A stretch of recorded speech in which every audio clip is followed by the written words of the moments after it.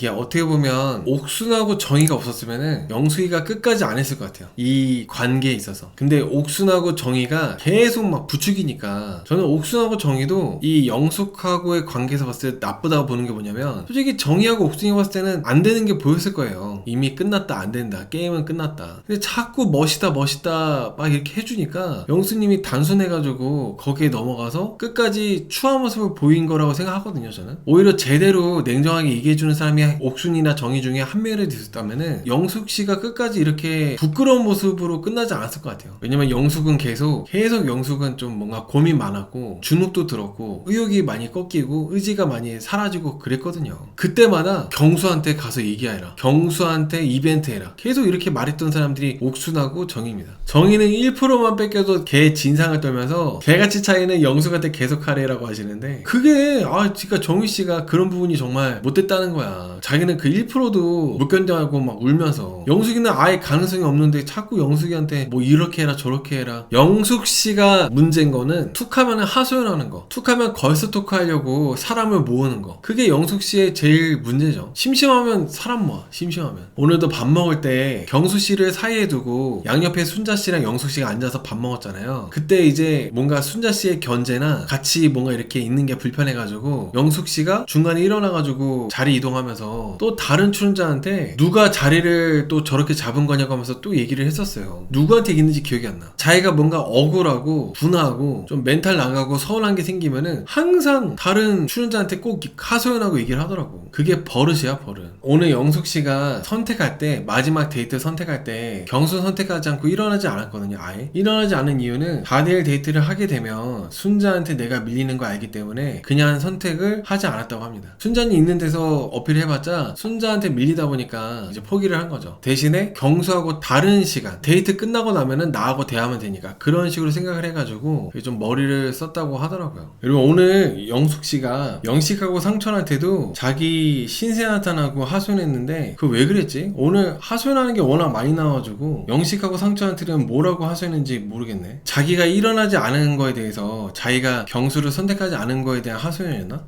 편지 줬는데 경수가 딱히 나한테 아무 얘기 없는 게 속상해가지고 그래서 얘기한 거였구나. 그 영숙씨가 그동안 한 게 많이 있다 보니까 다른 출연자가 경수씨한테 그렇게 옷을 벗어달라고 했다면은 경수가 좋아서 저런 거보다 라는 생각이 들 것 같거든요. 근데 영숙씨가 경수한테 자꾸 춥다고 눈치 주면서 옷 벗어달라고 하고 이런 거는 정말 좀 너무 보기가 싫었어요. 꼴 보기 싫었어요. 영숙씨도 여자분이고 눈치가 있기 때문에 경수가 확실히 나보다는 순자를 좋아하고, 실제로 경수가 그렇게 말도 했었고 좀 나한테는 기회가 많이 없다는 걸 충분히 눈치로 알 텐데 끝까지 뭔가 경수한테 질척거리는 느낌, 이미 경수가 어느 정도 알아듣게끔 돌려서 얘기하든 해서 했는데 영숙이는 못 받아들이고 끝까지 뭔가 하는 게 하나도 안 멋있어 보였어요. 정이랑 영숙이랑 같이 문구점 가서 영숙은 경수 봐서 어떻게 해야 될지 모르는데 정숙은 새로운 기계에 있다고 그것만 하고 있을 때 영숙 표정 너무 웃겼어요. 정이는 영숙 대하는 거 보면 영숙 자체를 무시하는 것 같습니다. 이게 영숙씨가 그렇게 만든 것도 있어요. 왜냐면은 영숙씨가 자꾸 동생한테 빌려, 영숙씨가 자꾸 동생들한테 부탁을 해. 옥순하고 정이가 영숙보다도 나이가 3살 어려요. 어린데 자꾸 향수 빌려, 옷 빌려, 코트 빌려, 부츠 빌려, 귀걸이 빌려, 자꾸 이러니까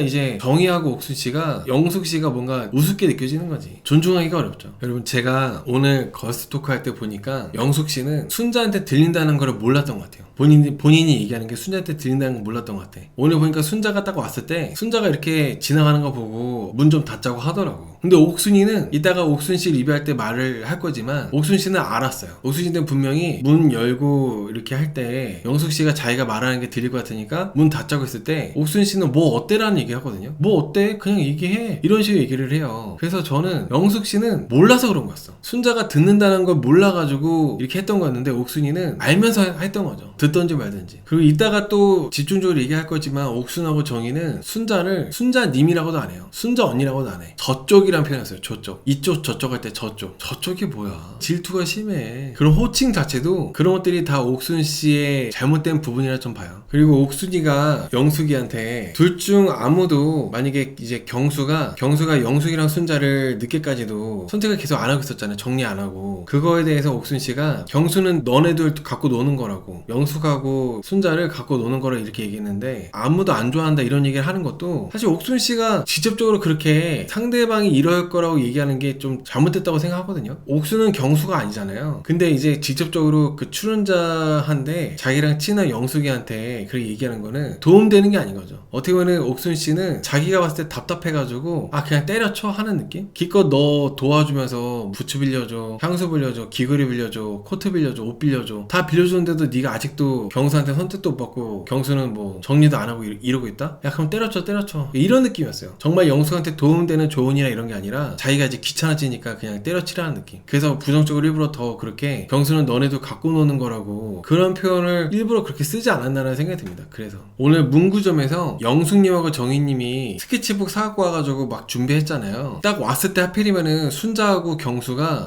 순자한테 프로포즈하는 모습을 봤단 말이죠. 그때 영숙님이 스케치북은 그렇게 안 했다면 좋지 않았을까, 그때 멈췄으면 얼마나 좋았을까라는 생각합니다. 저는 영숙은 사실 스케치북 안 하려고 했거든요. 의지가 꺾여가지고. 근데 옥순이가 순자 목도리 안 하겠다고, 순자 빨간 목도리 안 하겠다고 하면서 얼른 영숙한테 가가지고 해보라고 부추겨가지고, 그래서 영숙님이 스케치북 하게 된 거예요. 근데 옥순씨가 분명히 전에는, 바로 직전에는 경수 선택하지 말아라, 너를 좋아하지 않는 사람한테 잘할 필요 없다, 그렇게도 얘기했었고, 경수는 지금 영숙하고 순자 너네들을 갖고 노는 거다, 그렇게 말을 했었는데 불과 몇 시간 지나지도 않아가지고 순자 목도리 안 한 거 보고 순자 빨간 목도리 안 했으니까 스케치북 이벤트 마저 하라고 하면서 부추기는 옥순씨는, 이거는 사실 좀 사람 갖고 노는 느낌인 거죠. 정말 진정성 있게 영숙한테 도움된 얘기들을 그 전에 해줬던 게 아니라 자기 충동적으로 그렇게 했던 거, 부추기는 거. 그래서 저는 이번에 스케치북 이벤트는 옥순하고 정희가 부추겨서 어쩔 수 없이 부끄러운 이벤트를 하게 됐다고 저는 생각이 들어요. 아무튼 스케치북 이벤트를 하고 결국에는 최종 선택 못 받고 끝나는데, 아까 말씀드린 대로 영숙씨가 정말 나쁜 의도, 악의를 갖고 그렇게 한 게 아니라 영숙씨는 그냥 조금 이런 사람이다, 귀도 얇고 남의 말에 잘 휘둘리는 답답하고 말이 많은 사람이라고 저는 생각이 들어요.